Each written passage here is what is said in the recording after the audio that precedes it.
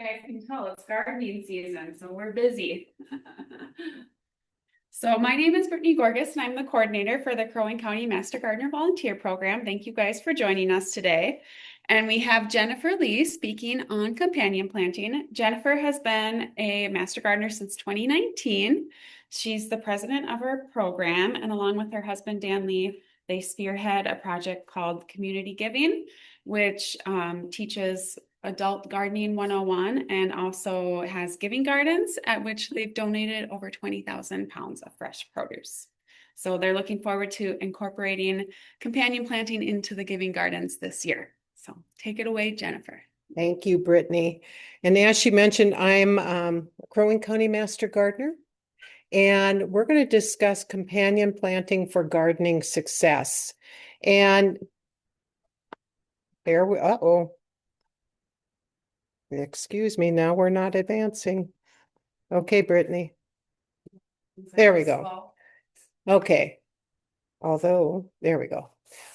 So today's discussion is going to talk about what is companion planting, why practice companion planting, what companion plants play nice in the garden, and which ones are enemies or rivals, and you don't want to put them near their rival. So you've heard companion planting, and you've probably gone, oh, well, that's this. Well, it's many different things. And like people, plants do thrive more when they're by other plants that they like, that have a benefit that they give them, whether it's for soil nutrients or water or shade. They do better when they're by the plants that they like. So why would you practice companion planting?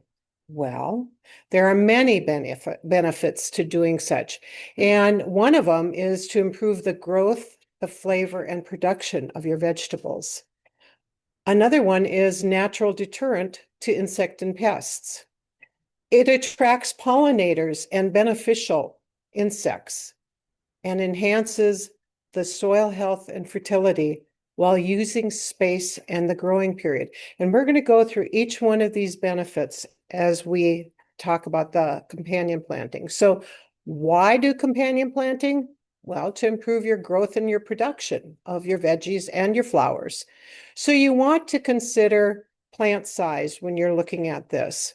Taller, larger plants usually need some trellis or some support. Sometimes you have plants that are the support, like corn, which is very strong. But consider planting carrots underneath tomatoes. I've never thought of that. Now, one little caveat on that, carrots will be a little bit stunted by the tomatoes, but they're a great companion. They love being underneath that tomato plant and getting the shade.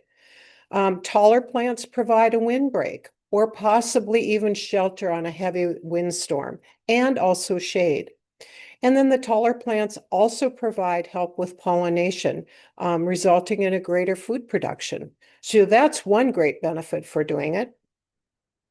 Think about the Three Sisters. Maybe you've heard of it. It's an indigenous process. It's very well practiced for many years. And what it is it's the Three Sisters.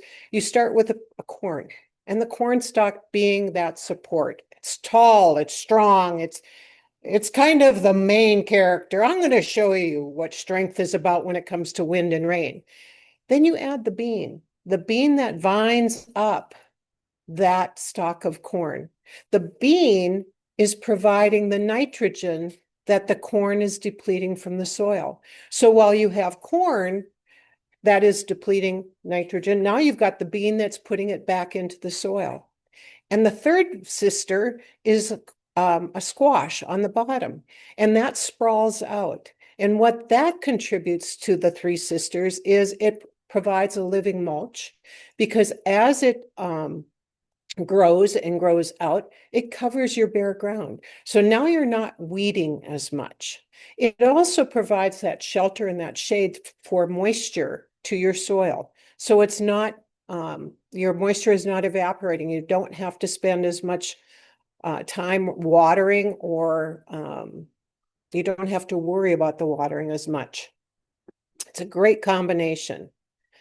So another benefit is to deter insects. And flowers and herbs naturally deter pests. Some of them deter pests and animals from your garden. And you want to consider different heights, and you want to consider brightly colored flowers like marigolds and nasturtiums, things that will kind of cause them to go, wait a minute, I'm a little jangled here. There's a bright color. Maybe I should stop. There are some herbs that have odors, and those odors are also what deter the insects. Plants like chives, lemongrass, rosemary, thyme. Sage is another one, but a word of caution, don't plant it near your cucumbers and onions. They don't play well. So you don't want to plant your sage by your cucumbers and onions because it just won't grow. And peppermint. This was an interesting tidbit while preparing for the presentation. Peppermint keeps 90% of insects away, reducing the use of insecticides. Now, go to the local gardening center, start your own peppermint, whatever you would like. But when you put it in the garden, always make sure it's in a container, whether you set it on the soil in your garden or you put it in a container, a flower pot that has a bottom. It has to have a bottom because mints will become invasive and they will grow and they will spread. And so you want to contain that mint within your garden, but plant it throughout in other containers. As it starts to grow and it starts to, the vines, for lack of a better term, start going out, you might want to nip those because they're going to attach themselves to the soil. They're easily to pull up, etc. But you want to stop its sprawlingness. Trap cropping is very, very interesting. That's called, it's when you interplace a sacrificial crop by your main crop. Now, I know you guys aren't maybe farmers, but we consider your gardening as a crop, okay? And to best serve, if you have pests, think about what are those pests and what is a sacrificial crop.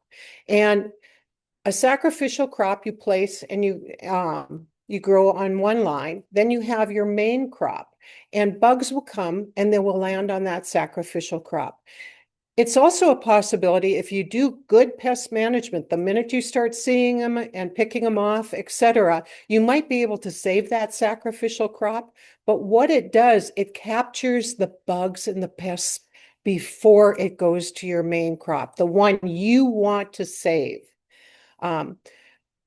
Something to consider when you're getting ready to plant. You want to plant your sacrificial crops at least 2 to 3 weeks before you put in your main crop. You want to give them a head start. You want them to be prepared that if bugs start coming, they're big enough to handle it, okay? And in some cases, and I will show you some charts later, this can be lettuce. This could be as simple as lettuce. And you plant it, one grouping of it, through your garden, and then 2 to 3 weeks later, you plant another crop. Because if they come in, they might eat up quite a bit of your sacrificial crop. You want to have another crop for them to, to keep them away from your main. That's what you're trying to protect. Case in point, marigolds planted by cabbage, broccoli, and cauliflower reduce your aphids, flea beetles, cucumber beetles, and the squash vine borer. So these are a couple of plants that you can put in your garden that help. The blue Hubbard squash, if planted by your cucurbits, the zucchini, cucumbers, and winter squashes, it deters the cucumber beetles, squash vine borers, and squash bugs. Now, if you don't have these, I'm not saying race out and do them, okay? But if you have had problems with some of these bugs, you might want to consider adding these vegetables. Marigolds, when planted by tomatoes and peas, help deter thripes and other pests. And of radishes and arugula, when planted by your brassicas, your Brussels sprouts, your broccoli, your cauliflower, cabbage, and your turnips, helps deter those flea beetles, which are in the bottom photo. So if you have flea beetles, you've seen them on your Brussels sprouts, or you've seen something eating, plant some radishes or arugula. You want to also make sure that bare ground is limited, okay? Because you want to make it difficult for those pests to hop from what is your sacrificial crop to your main crop. You want them to be a little bit confused. And you don't want to plant the same crop just in lines, having all your tomatoes just in line. Because if a pest finds your crop or a plant and another plant nearby, they're just going to be keeping their way, going down the way, down the row. And you want to try to avoid that. So trap cropping will also help the reduction of insecticides. Now, horseradish. I don't know how many of you have ever seen or have ever had to deal with Colorado potato beetles, but they're nasty, nasty, nasty bugs. And they will attack tomatoes, eggplant, tomatillos, and sometimes tomatoes. I've never had them on the tomatoes themselves. But last year, as Brittany had mentioned, we have a giving garden at the Northland Arboretum. Last year, we had the Colorado potato beetle that attacked our eggplant. And it makes skeletons out of the leaves and basically harms your plant that way. It will prohibit that growth. And planting horseradish in a bottomless container in your garden. Horseradish is a root plant. So you want to be able to allow it to grow, but it's a very strong root plant, and you don't want it to get too big in your garden because very difficult to dig it up and get it out of there or remove it. But that is something that you can try to deter the Colorado potato beetle. Odors are great, as we were saying, to both attract pests from plants away from them. That's called a trap crop. And odors can deter them, repelling crops. And then you just got those different odors that confuse them. And one of them is like onions. Onions are great. Chives are great to put in and really confuse the bugs. They don't know quite what to do. Where should I go? And hopefully they'll find their way out of the garden. So another benefit is to track your pollinators and your beneficial insects.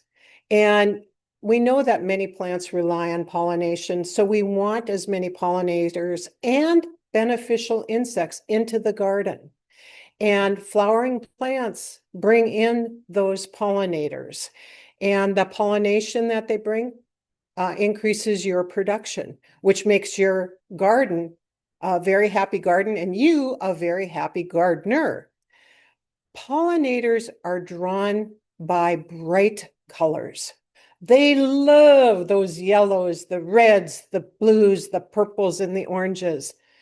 They like scent. They also like different sizes because they want to be able to move around. They go low, they go high, they go across. So different sizes, different shapes, the tulip kind, the marigold kind. They like to have a variety.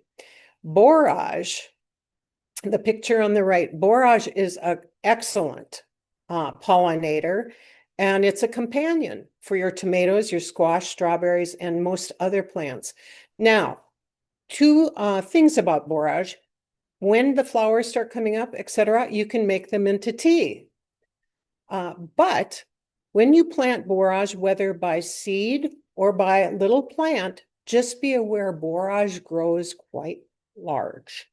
Okay, so you want to not put in a package of seeds. Maybe just a few might be helpful for your garden.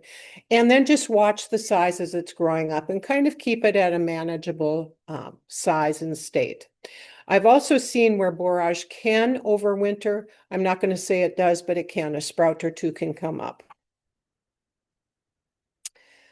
You also want to consider what flowers you have planted so they continue through the whole gardening season. Some flowers for spring, they may not do well in the summer, but you want to have flowers for the summer. And then you want your next transition flowers for the fall so that those pollinators have something to feed on throughout the season. Milkweed, parsley, and herbs are a great attractor to those pollinators. And what's really interesting is dill. Dill has a lot of properties that are very interesting, but it attracts ladybugs. And those ladybugs eat aphids. And they are just, well, many times we're all going, I don't want the ladybug. I'm going to tell you to wait until you hear a statistic a little bit later about ladybugs before you pass judgment. And you want to make sure that you have large groupings. By large, I don't mean big, I mean a large number of different groupings in your garden of flowers so that those pollinators aren't just going from one corner of the garden way over to that other part of the garden. You want them to have places where they can stop and land, where they can relax. Those little wings and other ways that they get around the garden get tired. So think of your pollinators and also consider planting native plants because they reduce water needs and usage. So again, now, why would I do this? Soil health. It's amazing what companion planting can do to your soil health. When you have plants that are tubers and taproots being carrots, okay? And tubers being potatoes. Think of those. Your potatoes grow deep, they go kind of wide, and they kind of come up. So they're avoiding that soil compaction. They're kind of making that soil move around a bit. The carrot is going down. It's growing down, but it's also popping its head up out of the soil, again, reducing soil compaction. Peas and beans and clover are excellent because they provide the nitrates or nitrogen that enriches the soil. Another interesting thing is if you plant a deep-rooted plant, a tomato. Now, tomatoes can have roots up to 4 feet. I know that sounds a little strange, but they can. They can grow roots to 4 feet. And if you plant shallow-rooted plants beside them, radishes, onions, or beets, now you've made that soil optimized for efficient water use and the space that you've got around. And in larger gardens, now when we talk larger gardens, I'm going to mention gardens that don't have beds that are made. They're in-ground beds, okay? They're larger. You might want to do a cover crop. And a cover crop is such of clover, oats, or buckwheat. And that helps enhance the soil by reducing soil erosion. If you look at the picture on the right, that's actually from a vineyard. And you'll see that there's grass or clover down the middle. Well, that grass or clover protects the soil from erosion. Now, when it starts to grow, the gardener, the farmer, the vineyard owner can go through and till or mow, and that adds the organic matter to the soil. And then you've got organic matter, you've eliminated some soil erosion, you're going to increase that soil fertility, and you're going to improve the soil structure. The word of caution on this is, again, we're talking a large garden. You're talking probably 3 feet between, giving you enough room to clear. But you're also going to make sure that you have something like mulch around some of your plants, because if you don't, you're going to spend a lot of time weeding because the clover will start to invade, as will grasses. So put some mulch down where your plants are to avoid that. So now it's interesting. We're going to talk about maximizing the space that companion planting does. And there is a process called Square foot gardening. Very similar. If you've ever heard of square foot gardening, what that is it's just basically taking square foot and you put your plants in there based upon what grows nice together. And it's only so many plants. And that's much of what companion planting helps with. When you interplant different crops, you are maximizing your space and your production. And interplanting acts as a living mulch because now instead of just a row of soil between your plants, you're actually putting a second crop in there. So you want to consider things like cool crops against later maturing crops, a cool crop being lettuce. Plant that by your tomatoes. You're planting your lettuce maybe end of May. It's usually done by June. You're planting your tomatoes in June. Guess what? They're harvesting at end of August into September. And if you put peppers by a row of onions, your peppers are your faster growing, which really aren't, but you're harvesting those in August, September. Your onions can wait until October. So you've got two crops in that small spot. Also consider growing crops that are quick against the slower moving one, or the growing crops close to quick growing crops. And that would be radishes beside carrots. Radishes, you're planting them in May, June, and they're done pretty much by the end of June. You've planted your carrots in early June. You're not going to harvest your carrots until probably September. So now you've had two crops where previously you probably only considered having one. Kind of using that square foot gardening. But you want to consider plant size. You need to consider if you have tall and vining plants, they're going to provide shade to other plants around them. So make sure that those plants that are around them want that shade. Okay. And the same even with some water restrictions, depending upon how vining or tall they may be. Sprawling plants provide the protection from weeds. So guess what? Now you're spending less time in the garden weeding and more time enjoying the garden. You'll want to use trellises, string, chicken wire, netting, whatever, to create the climbing wall for your vining plants so that they're not on the ground and they have a good opportunity to be productive for you. Succession planting is another piece of companion planting to consider. And at the Arboretum, when we started the Giving Garden, we would plant all of our beans at one time.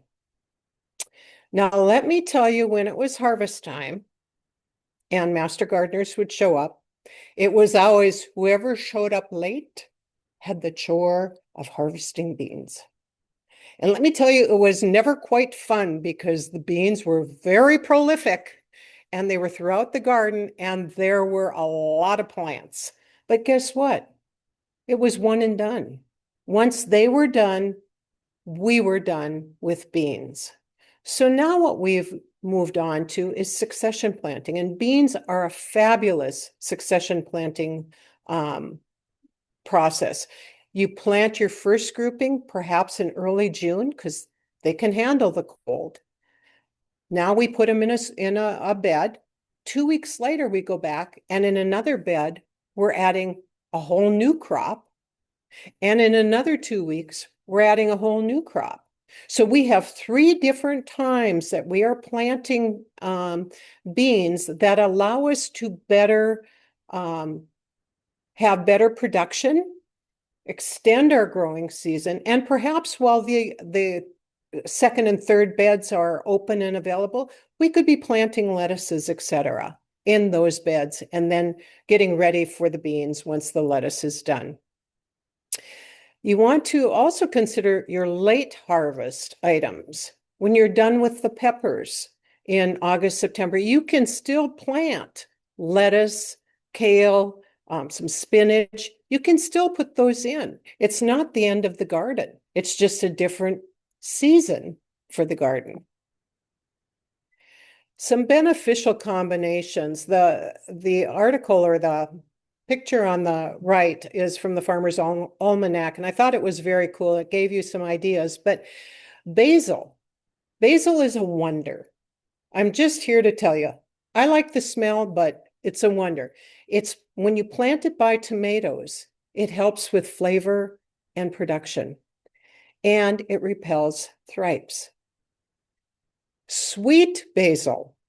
Okay, there's going to be a run on this, I can tell. Sweet basil tends to repel aphids, mosquitoes, and mites, and it acts as a natural fungicide. If you have mosquitoes, try planting some sweet basil around your deck or around your patio and see if that really works.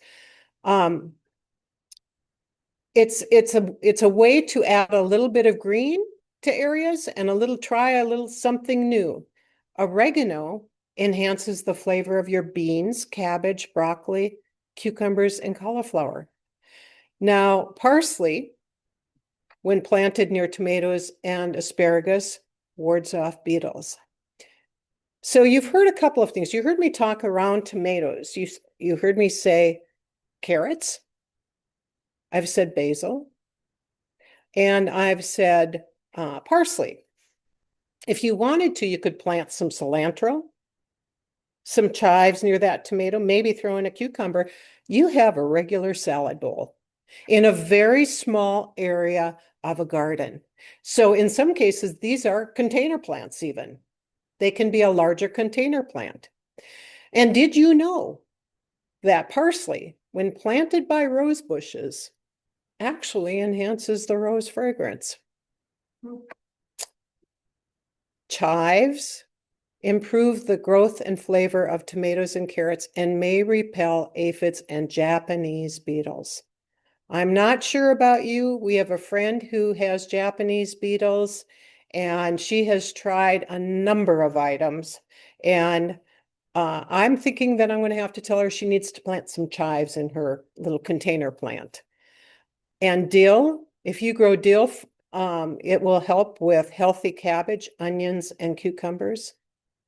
And again, your beans and your peas, excellent companions because they help with that nitrogen in the soil. Mint. Mint comes in so many different flavors and types. Don't just think of mint.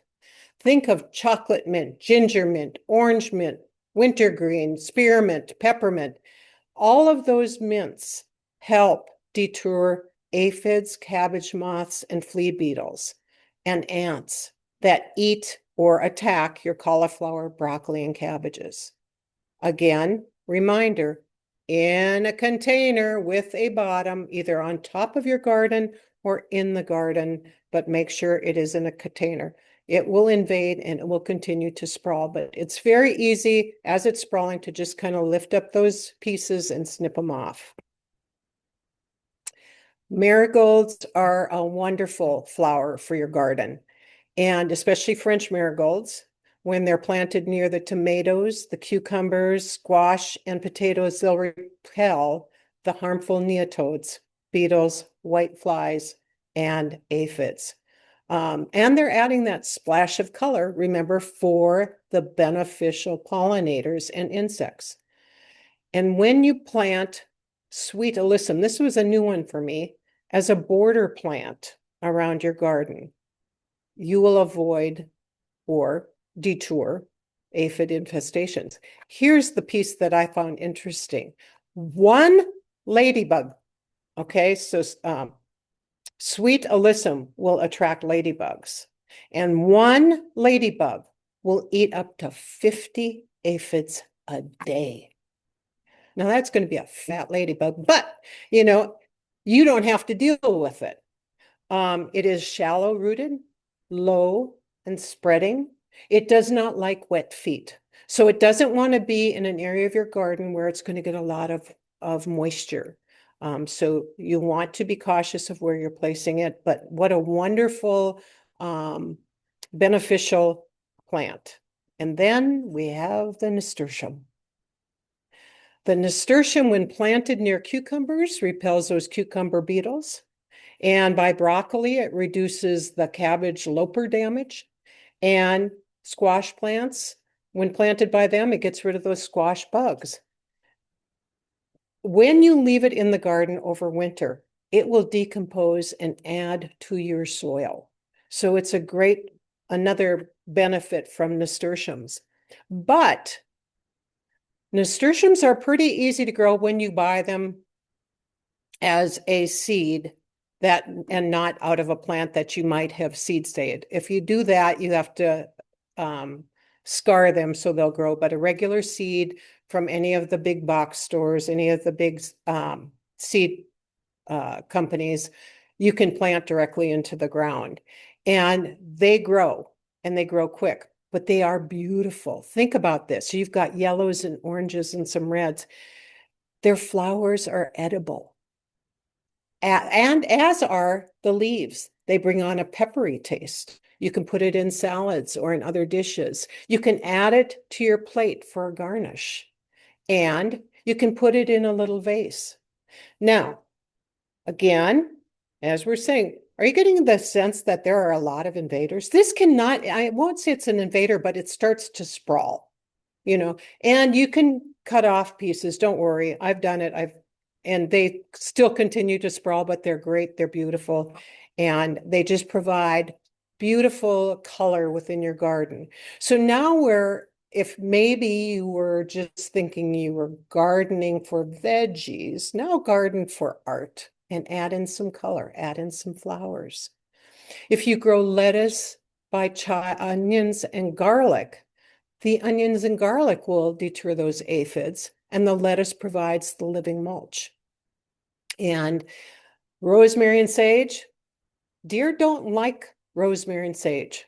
They don't like it because they don't like the texture of the rosemary, and especially the sage has got kind of a cross between a coarse and a fuzzy feel on it. They won't eat those, but they're also great benefiters throughout your garden. So now let's talk about those plants that don't play nice. Have you ever wondered, last year I had great zucchini, or my tomatoes did really well last year. I didn't do very well this year.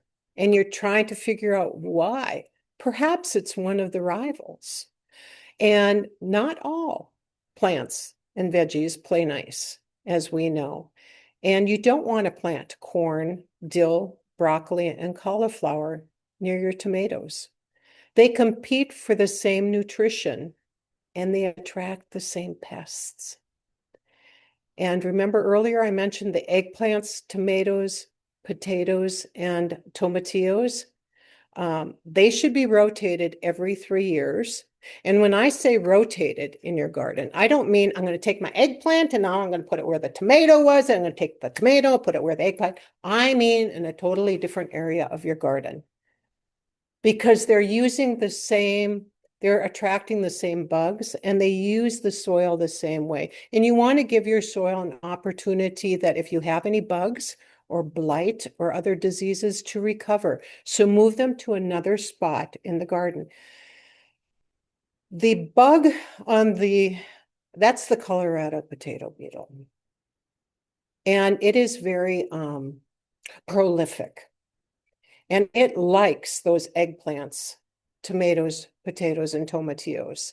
And when you see one, it's already started. They're underneath your leaves and they're preparing to grow. And so if you can ward them off by using some of the other beneficial items, then you'll be happy. But they can also overwinter. And that's one reason why you want to rotate. Because if they're in your soil, and if you plant beans there, guess what? They're not going to impact the beans. But if you put your tomatoes back there again, they might come out and attack your tomatoes. Another interesting one is potatoes and sunflowers shouldn't be grown together. That was new. Now, growing together is a little bit different than I'm 3 feet apart. Okay. Sunflowers have a toxin that when placed by potatoes, the potatoes will stop. It'll inhibit their growth. So you don't want to have them right beside each other. So make sure you have enough of a space between your sunflowers and your potatoes. And remember, sunflowers are also another wonderful way to draw those pollinators into your garden. While beans and peas fix the nitrogen, leeks, onions, and chives don't want nitrogen, so don't put them side by side. And the cucumbers, squash, and watermelon are susceptible to that lovely squash vine borer on the right-hand side. So if you've ever seen that one in your garden, it might be that you have some of these plants beside each other. And dill, carrots, and parsnips are from the same family, and they can easily cross-pollinate. So you don't want to put those together. You want to have them in separate areas. I'm not saying across the garden, but enough of a space, perhaps 3 or 4 feet, so that they're not cross-pollinating, etc. And dill may stunt the growth and attract pests. Dill is a wonderful pollinator. It's a wonderful companion plant. It's just where you plant it, and if it's by an enemy or a friend. And we've talked about gardens, plants around your garden, black walnut trees. I'm not so sure how many there are around here, but I do know that people do have them. And you want to avoid planting tomatoes, potatoes, peppers, and eggplants around them, along with rhododendrons, azaleas, and apple trees. The reason being, the black walnut tree produces jungulone, which is an allelopathic chemical that will cause problems with the growth. And as you can see on the bottom, that's a wilting eggplant. So if you have a black walnut and you were having problems with your eggplant, it's a possibility that it's too close to that black walnut tree. Another one is to avoid cedar apple rust. Don't plant an apple tree within within a few hundred yards of eastern red cedar or juniper. And on the pictures above, you can see the one on the left is actually a leaf from an apple tree that has the cedar apple rust. And on the right, if you've ever seen a juniper tree, that is what is causing that kind of sappy brownish look on the end of that branch. And white pine blister rust. We love our white pines. Don't plant either gooseberries or currant bushes near your white pine, because you will have leaves such as that on those two shrubs, but it can also kill your white pines. So be cautious. So how do I know what I'm doing? How do I know how to plant? So you want to consider the plant size. Remember, height, tall, short, low, sprawling. Are they vining? Consider your sun and your shade, and also what those plants require for sun and shade and their water needs. Read the back of your packets and determine, is this plant best for where I'm going to plant it? Rotate your crops to avoid those pests and diseases, and add your flowers and make it a flowering, beautiful vegetable garden and attract those pollinators. In a few slides, I will show you some companion charts, but there are companion charts and apps that will help you with planning your garden. And most importantly, record your successes and failures. Record your map of your garden so that next year, if you had a problem or you had a great success, that's where I put such and such. I want to do it again, or I want to put those two together. You'll have that knowledge instead of, I don't know what I did last year. I don't remember. Now you have that visual. And as you can see, you've got a beautiful garden on the right with the marigolds and the cabbages, etc. But avoid these common mistakes. Kind of going back to the earlier slide, don't ignore the water needs in the soil. Not all plants want wet feet. Not all of them want dry feet.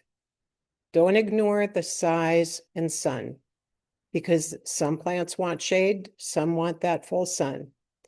And consider not replanting the same plant in the same spot every year, especially not your eggplants, your eggplants, potatoes, tomatoes, tomatillos, even sometimes peppers. Overcrowding plants. It's very interesting because we're getting ready. Okay, the race is going to start soon. Okay, we're getting ready. We're figuring it out.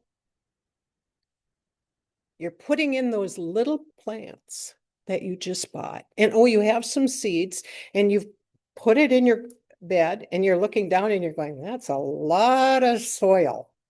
Remember, the plants get big. And remember to think of that when you're looking at your package, if you're planting seeds or you're buying the plant, look at how big it gets, because you don't want to put in a number of, let's say a number of plants, and then you have to take them out because now they're too big. And now you've lost that. And it's also hard.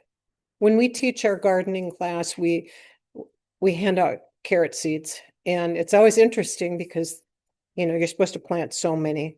Carrot seeds are pretty tiny and it's hard. And then we go back a couple of weeks later and we tell them they have to thin. It's always hard when you have to pull out a plant. You've worked so hard to get that plant and now I have to pull it out. So be cautious of how many you're planting in that bare ground. And remember, they grow. And be cautious about planting competitors because they'll share that same disease and the same pests. This is one of the companion planting charts that you will get in an email from Brittany afterwards. This is a combination from the Franklin Park Conservatory and Botanical Garden, and also the out of Columbus, Ohio, and Golden Harvest Organics. I kind of meshed the two together because I really liked them when I was out looking for some charts. This one is 7 pages, and I know that seems like a lot. It's got a lot of plants that you may never ever use, but it also has an opportunity to look at some plants that maybe you would never have considered. And it lists who are the companions, who are the enemies, and perhaps are there benefits. And there are some in there, I can tell you. There's one at the very end. It's a white geranium. It has one line. You plant a white geranium if you're having Japanese beetle issues. And apparently the Japanese beetles like white geraniums, and they are attached to the leaves and they will eat them and die. So it's a great way to deter and to eliminate. Now, one thing I will say, and you'll hear it again a little bit later, as master gardeners, we believe in research-based. So everything of what I'm showing you is going to have research-based. And this companion chart is from windowbox.com, which is not per se research-based, but I did look at it and I did compare it to the other charts and it works. And what I liked about it was the colors. I liked how it showed pictures and I liked the colors. And the green up at the top, the dark green is what it grows well with. What's a good companion? The lighter green is why it's, the benefits where it might benefit another plant. The brown is bug control. The orange, there's only one whole, actually there's two on here that are orange and they're the same. And it's carrots and tomatoes. Just letting you know that it'll stunt. If you plant carrots underneath the tomatoes, they're great companions. It'll just stunt the carrots. And then red, don't plant. But it's kind of a nice tool. And when Brittany sends these out, just so that you know, you'll have both a PDF and you'll have a link to the source. So if you just want to look at it online without having to print, you'll have that. This is one that I found from NDSU in Fargo, and it's another great companion chart. It's 3 pages, a little bit more manageable for perhaps what we have here, little bit more on the gardening, side, maybe not so much on some of the flowers, but it talks about plant companions, plant allies, and the plant enemies. So it's just one more tool to look at and use as your planting companion. So Helen Mirren, great actress, has this great quote, gardening is learning, learning, learning. That's the fun of them. You're always learning. And we may have master gardeners behind our name.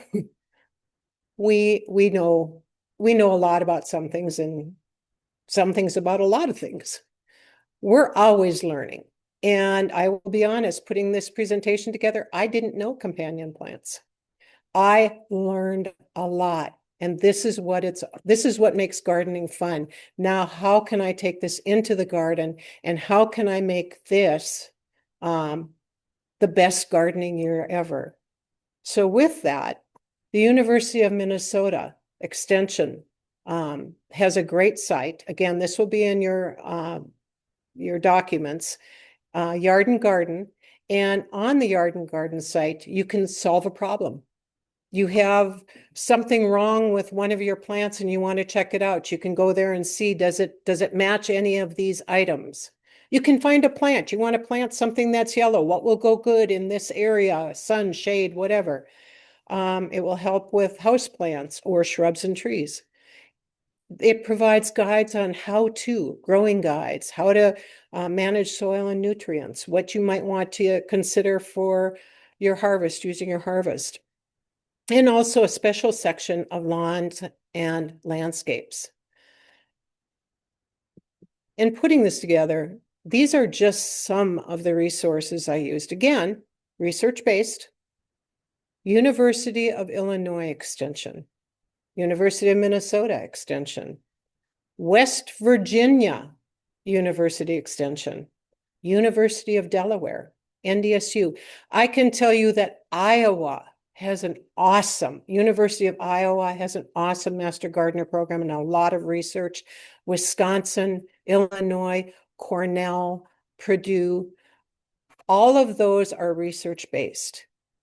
And here's a tip.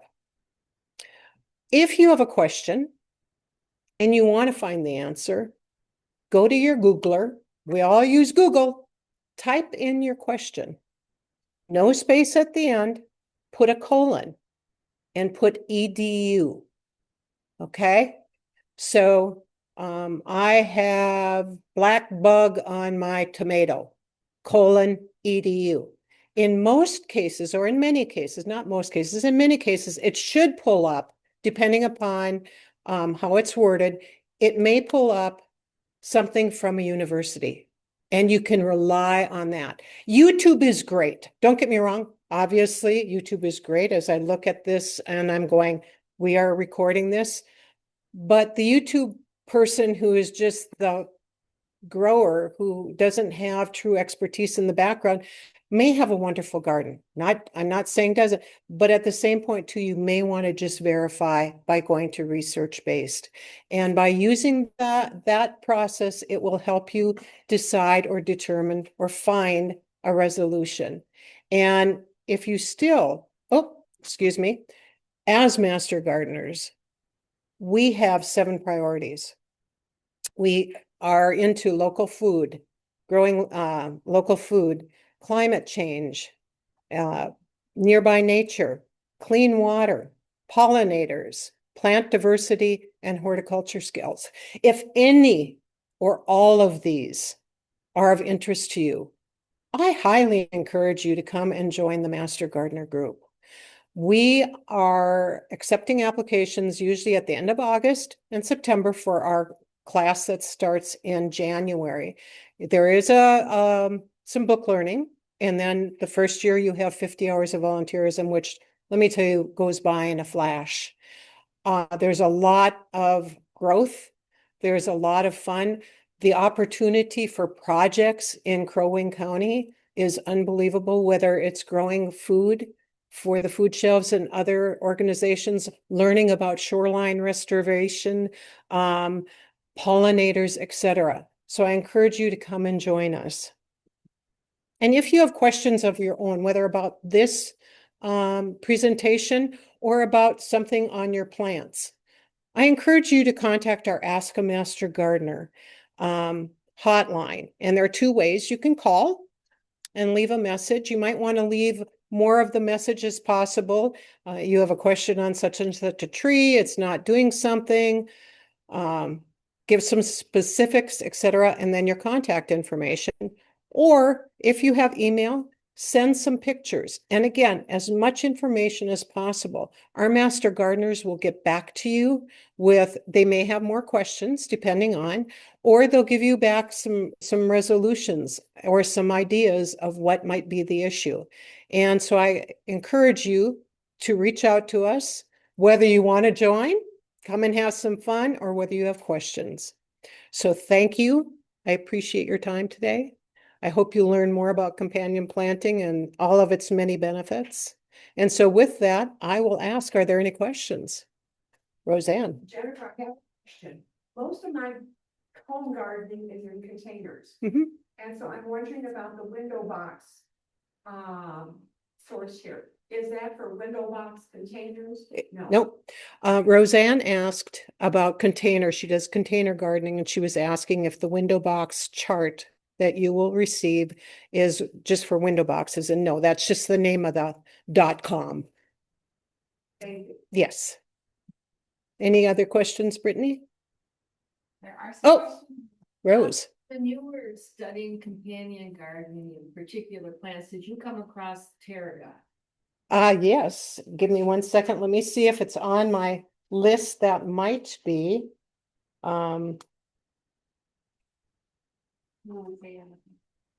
Tarragon, yes. The benefits. It doesn't say companions or enemies, but it says the benefits. Plant throughout the garden. Not many pests like this one. Smelly. It also enhances the growth and flavor of vegetables. So plant it in several areas throughout your garden. Other questions? There's a few online. One is on if you saw any research specifically about Three Sisters. I would just say everything I looked at refers to Three Sisters. I'm not going to say that it was specific to, other than it is pretty well proven. It's space minimizer, so you can put in more, and the benefits from the corn providing to the bean, provide the bean on down to the soil and then the squash. So I can't say, yes, I found it in specifically to, but yes. Which you did speak to this, but anything else you would say about planning when you rotate, how to rotate crops when you're companion planting? Maybe restate my questions a bit here. The question being, and actually the one before was, did I have any research based regarding the Three Sisters? And it's just, it's an old practice. I'm not going to say that I had any specific down to a university, etc. This one is as far as planning with crop rotation and not planting into the same area. I think the biggest thing is, and it's always hard that first year because you're trying to remember back what you did last year. Hopefully you recorded something.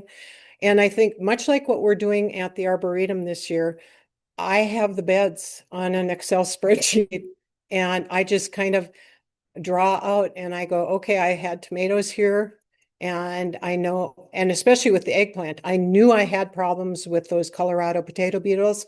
I am not putting another type of plant in there. I'm planting, I think, cucumbers in that spot because I know that they'll do fine, or perhaps beans.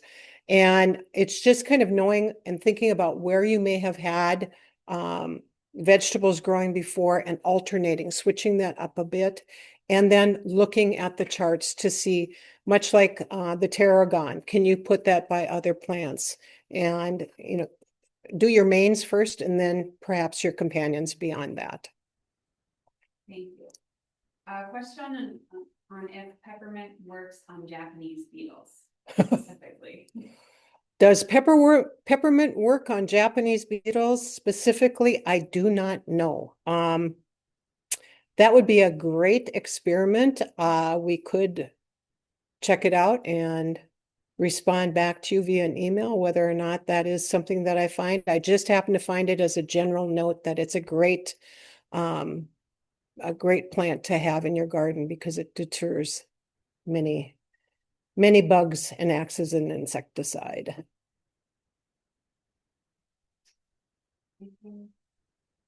Well, somebody in the chat shared a specific research on Three Sisters. Okay, So I think that we covered all the questions in the chat. Any other last minute questions?